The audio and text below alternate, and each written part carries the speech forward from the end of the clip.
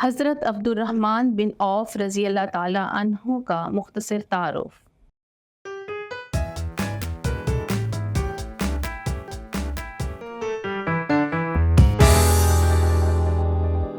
السلام علیکم عزیز طلبہ و طالبات، میں آپ سب کو مون لائٹ انٹرنیشنل پبلشر کے ڈیجیٹل تعلیمی پلیٹ فارم پر خوش آمدید کہتی ہوں۔ آج ہم حضرت عبد الرحمن بن عوف رضی اللہ عنہ کے بارے میں پڑھیں گے۔ آپ عشرہ مبشرہ میں شامل ہیں۔ عبد الرحمن نام، محمد کنیت، والد کا نام عوف، والدہ کا نام شفا ہے۔ حضرت عبد الرحمن بن عوف رضی اللہ عنہ کا شمار بڑے اور فضیلت والے صحابہ کرام میں ہوتا ہے۔ آپ حضرت ابوبکر صدیق رضی اللہ عنہ کی دعوت پر اسلام لائے۔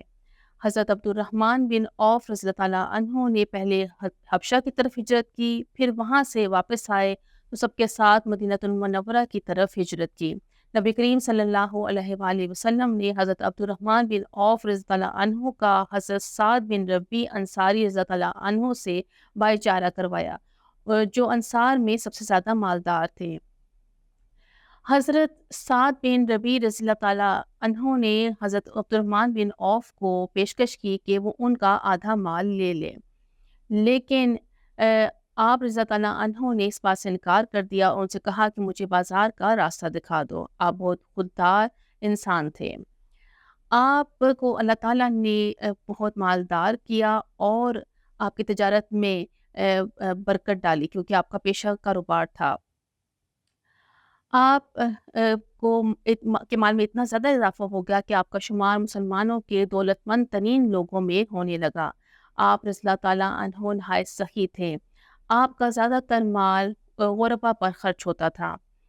حضرت عبد الرحمن بن عوف رضی اللہ تعالیٰ عنہ اکثر مارکوں میں بڑی بہادری کے ساتھ شریک ہوئے۔ غزوہ بدر اور غزوہ احد میں خوب جان بازی کے اور شجاعت سے لڑے، اور فتح مکہ میں بھی آپ شریک تھے۔ فتح مکہ کے بعد حجۃ الوداع تک ہونے والے تمام غزوات میں آپ نے شرکت کی اور آپ نے بہادری کے جوہر دکھائے۔ آپ کا وصال 32 ہجری میں ہوا اور حضرت عثمان رضی اللہ عنہ نے آپ کی نماز جنازہ پڑھائی اور جنت البقیع میں آپ کو دفن کیا گیا۔ اپنی وفات کے وقت آپ نے وصیت فرمائی کہ میرے ترکے میں سے ہر بدری صحابی کو 400 دینار دیے جائیں۔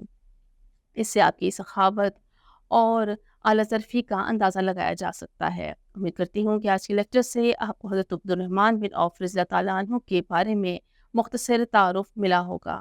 اللہ حافظ۔